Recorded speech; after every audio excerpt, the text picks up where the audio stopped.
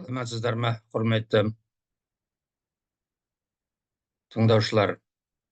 Бүгін химия фармацевтикалық өндірістің процестері мен аппараттары бір пәні бойынша дәрістерімізді ара қарай жарылғаймыз. Бүгінгі дәрісіміздің тақырыбы газдарды тасымалдау және сығу, компрессорлар және желдеткіштер. Қарастырылатын мәселелер: компрессорлар типтері, компрессорлар және желдеткіштер мен желдеткіштердің конструкциялары, газдарды сығудың термодинамикалық негіздері.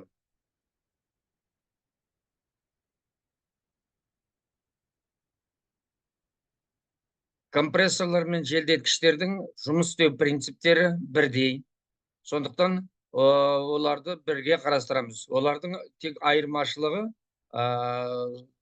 туындататын қысымдарына байланысты. Мысалы, желдеткіштерде қысымдар 1,115-ке дейін көтерілетін болса, 1,115 есе көтеріліп жататын болса, ал компрессорларда 3, 4, 5 одан да көп болып көтеріліп жатады. Компрессорлар газдарды сығуға және оларды құбырлар жүйесі арқылы тұтынушыларға жеткізуге арналған. Компрессорлар жұмысын сипаттайтын негізгі мінездемелерге өнімділік, бастапқы қысым және соңғы қысым, қысымның көтерілу дәрежесін X әрпімен белгілеп, соңғы қысым мен бастапқы қысымның қатынасын айтады. Қысымның көтерілу дәрежесі. Компрессор бірлігінің айналу жиілігі және компрессор бірлігіне берілетін қуат жатады. Осы мінездемелері компрессорлардың негізгі мінезі олардың жұмысын сипаттап, тиімділігін анықтап тұрады. Сонымен қатар, төмен қысымды сыйымдылықтан газды сығып, сорып, оны атмосфералық немесе одан сәл жоғары қысымға дейін сығатын компрессорларды вакуум сорғылар деп атайды. Олардың аты бөлек болғанмен вакуум сорғылар деп, олар төмен қысым, атмосфералық қысымнан төмен төмен қысымнан сорып алып, оны жаңағы не қылады, атмосфералық қысымға дейін сығады, немесе одан сәл жоғары қысымға дейін сығады да атмосфераға шығарып тастайды. Бұларды біз вакуум сорғылар деп атаймыз. Компрессорлар жұмыс істеу әдістеріне байланысты 3 топтарға бөлеміз. Бірінші, көлемдік, қалақты және ағынды. Бұл принциптер, бөліну принциптері бойынша, конструкциялық принциптері, жұмыс істеу принциптері бойынша бұл нелерге, сорғыларға өте ұқсас болып келеді. Сондықтан олардың конструкцияларда, компрессорлардың конструкцияларда, сорғылардың конструкцияларына өте жақын. Бірінші, піспекті компрессордың жұмысын қарастырып көрейік, қалай жұмыс істейтінін. Бұнда жаңа піспекті компрессордың жалпы кескіні алдарыңыздағы суретте көрсетіліп тұр. Бұнда біріншіміз жұмысшы камера, екіншіміз піспек, айтқанда поршын деп атаймыз оны. Үшінші, 11-ші суыту жейделері, 4-ші бұлғақ, 5-ші қосиын, 6-ші картер, 7-ші сору қақпақшасы, 8-ші сору құбыры, 9-ші айдау құбыры, 10-ші айдау қақпақшасы, 12-ші қақпақ. Бұл енді неге байланысты? Компрессорлардың сыққан кезде, жоғары қысымға көтерілген кезде ішіндегі газдың, ол кезде жылу да бөлініп жататын ескеруге болады. Сол кезде сол артық жылуды цилиндрдің немесе қақпақтың сыртында қойылған жылу алмасу аппараттары арқылы немесе қабықшалар арқылы алып кетуге болады. Қуыстарда мұздай суды айдайды, сөйтіп олардан жылуы алып кетіп жатады. Сондықтан оларды суыту жейделері деп айтады. Суыту жейделері деп атайды. ол 3-ші 11-ші позицияларда көрсетілген.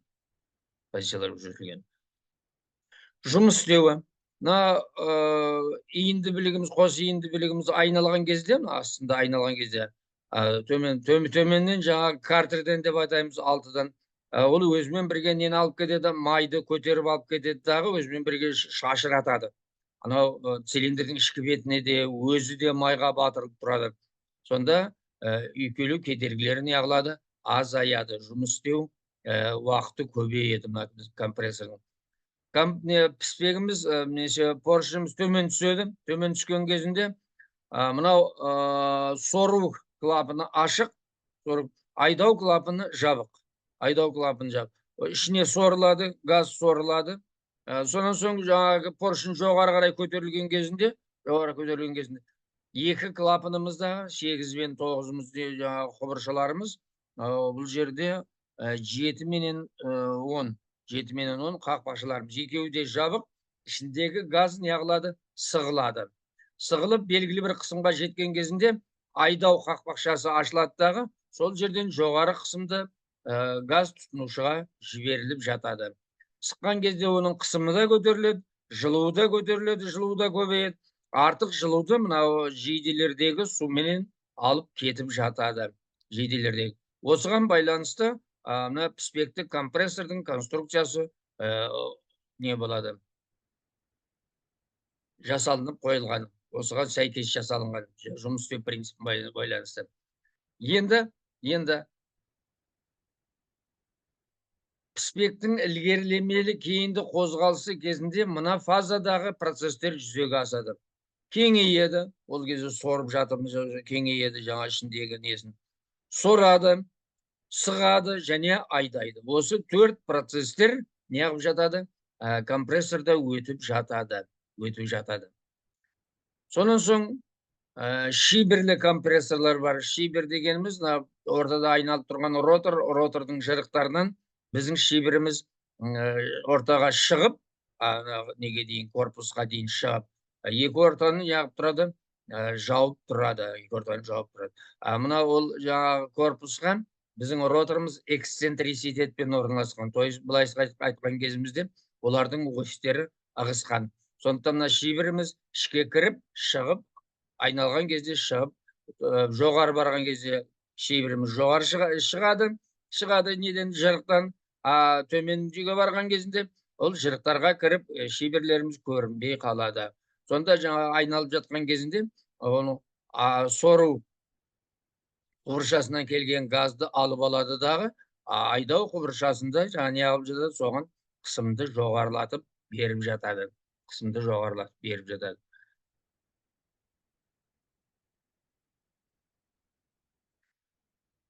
Қысқаша айтқан кезімізде бұның жұмысын былай деп, жаңа шиберлі компрессордың жұмысын былай деп сипаттаймыз.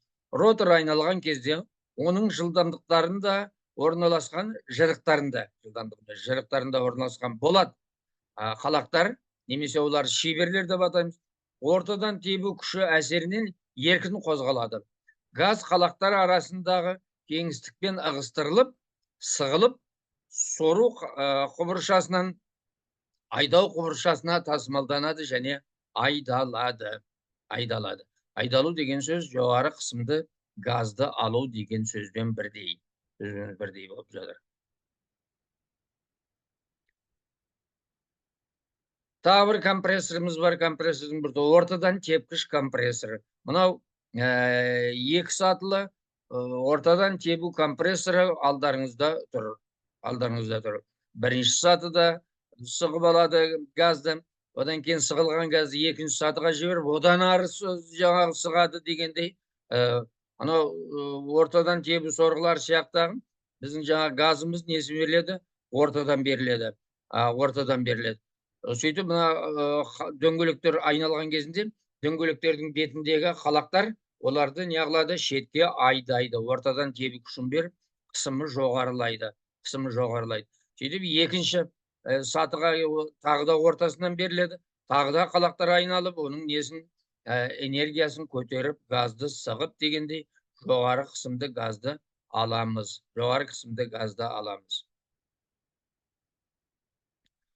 Ортадан тепкіш компрессордың білігі жетек қозғалтқышы білігімен тікелей немесе механикалық беріліс арқылы байланысады. Былайша айтқанда олар электр қозғалтқышпен немесе бу турбинасымен тікелей байланысады, немесе берілістер арқылы байланысып жатады. Ременді беріліс, тағы да басқа шынжырлы беріліс, тағы да басқа беріліс, тісті беріліс, тағы да басқа берілістер бар. Доңғалақтар айналғанда ондағы қалақтар, жаңа доңғалақтардың бетінде газды сығады және айдайды. Газды сығады және айдайды.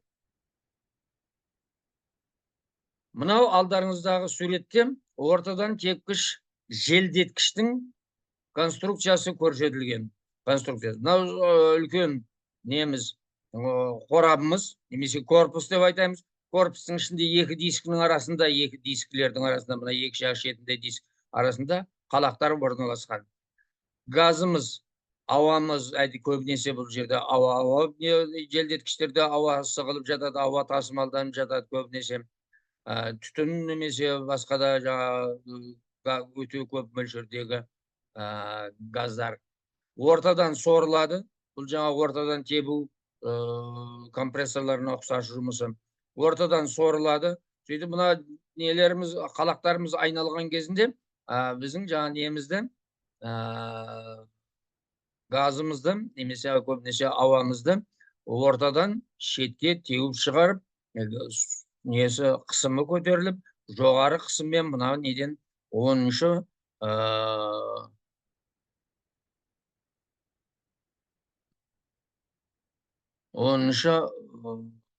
флянстен патрубок айдау құбыры деп айтсақ та болады. Осы жерден бізді неғылып жатыр, шығарып алып кетедіміз. Жоғары қысымды газды, ауаны. Ол көбінесе желдеткіштерде жоғары қысым емес, көбінесе газдарды тасымалдауға арналады. Ортадан тепкіш желдеткіштер таза газдарды және газдар қоспасын тасымалдауға арналған машиналар. Бұлардың негізгі мақсаты тасымалдау, газдың қысымын көтерілмес. Желдеткіштерде қысымның көтерілу дәрежесі 1,115-тен аспайды. Және әдетте газдың тығыздығы шамамен 1,2 килограмм метр куб болады. Бұл енді шамасы ауаға келіп жатады. Ауаның жаңағы несі 0 градус Цельсийдағы тығыздығы 1,293. Бұл жерде 1,2 болып көрсетіліп тұр. Температура көтерілгенде тығыздығымыз төмендейді, шамамен ауаның тығыздығына келіпті. Ортадан тепкіш желдеткіштерде қысымның көтерілуі газдың жұмысшы доңғалақта ортадан шетке қозғалтуы кезінде пайда болатын ортадан тебу күштерінің әсерінен болады. Оның жұмыс істеу принципі осылай. Ендігі қарастыратынымыз газдарды сығудың термодинамикалық негіздері. Енді сіздер айтып жаңа компрессорларды үшке бөлдік. Қалақты, сонан кейін көлемдік, сонан соң ағынды деп. Олардың жаңа жұмыс істеу принциптері әртүрлі болғанымен, термодинамикалық тұрғыдан олардың ішіндегі процестер бірдей. Сондықтан бірдей жаңа айтып көрейік, жаңа кеңею, сору, сығу, айдау, осы 4 процестер неғылып жату керек, жүріп жату керек. Сол кезде компрессор немесе желдеткіш жұмыс істейді деп айтылады. Енді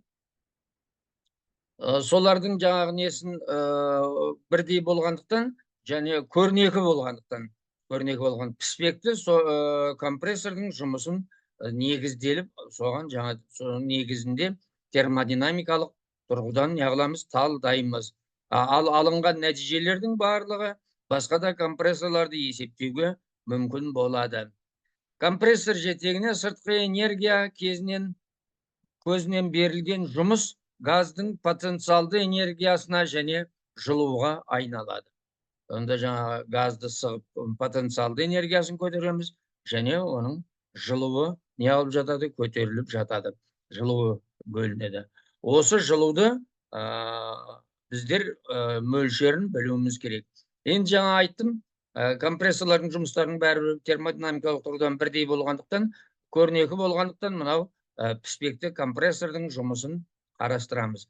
Мына сорғым піспегіміз солдан оңға қарай жылжыған кезде сору кеңею процестері жүріп жатады. Сору кеңею. Сонан соң піспегіміз солдан оңға қарай жылжыған кезде алдымен сығады. Сосын белгілі бір қысымға жеткен кезімізде үшінші айдау клапаны мына төртінші екен ғой. Төртінші айдау клапаны ашылып, жоғары қысымды газымыз неге жіберіледі? Тұтынушыға жіберіледі.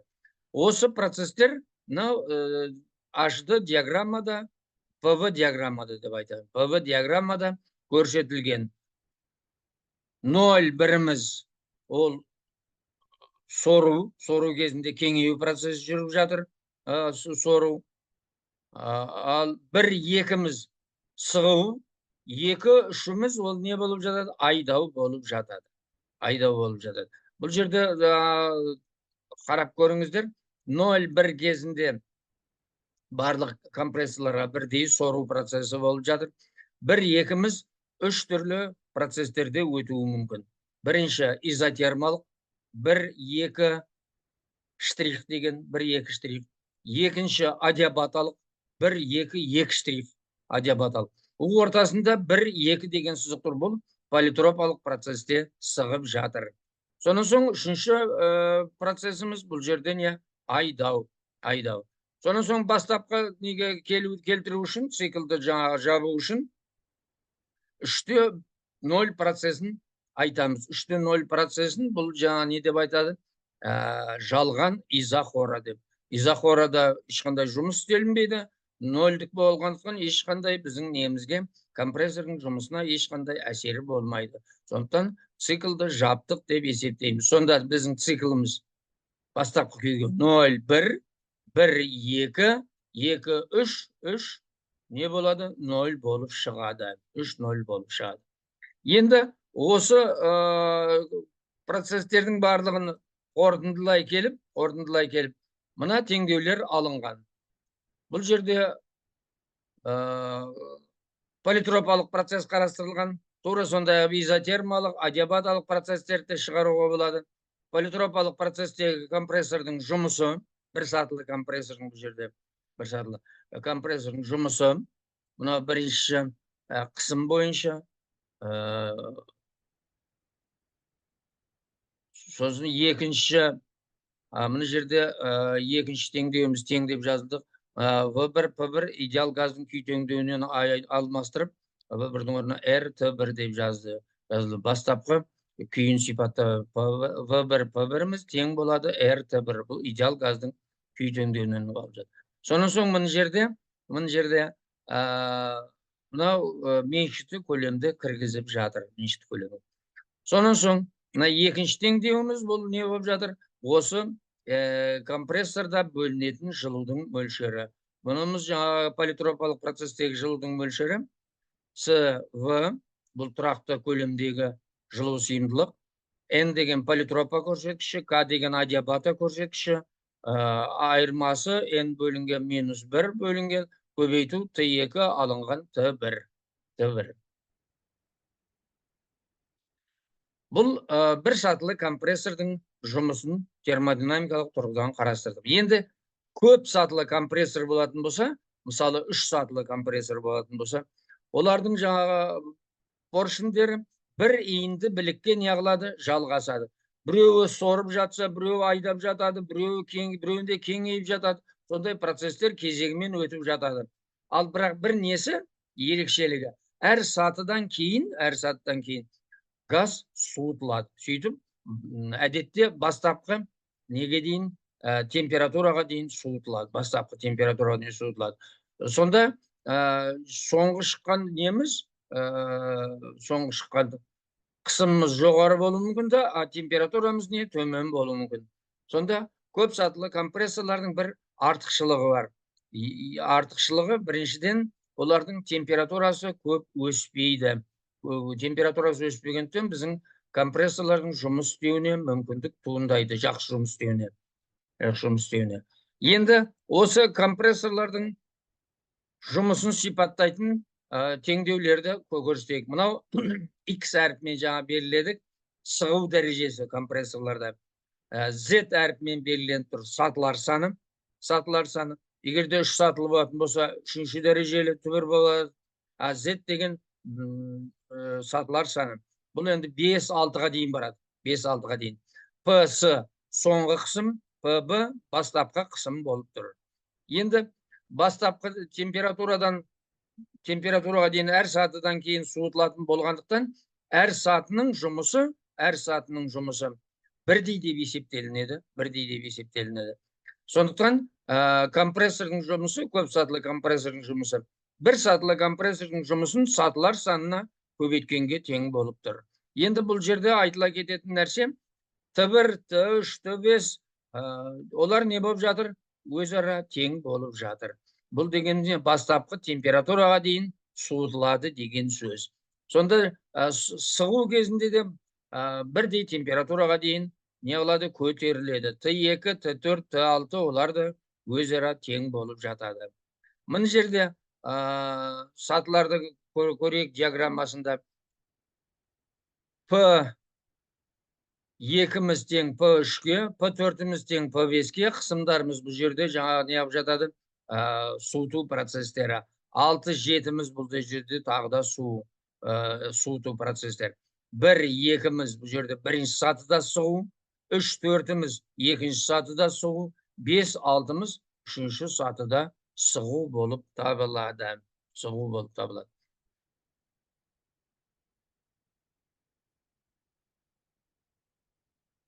Осымен компрессорлар туралы дәрісіміз аяқталды. Зейін қойып тыңдағандарыңызға рахмет.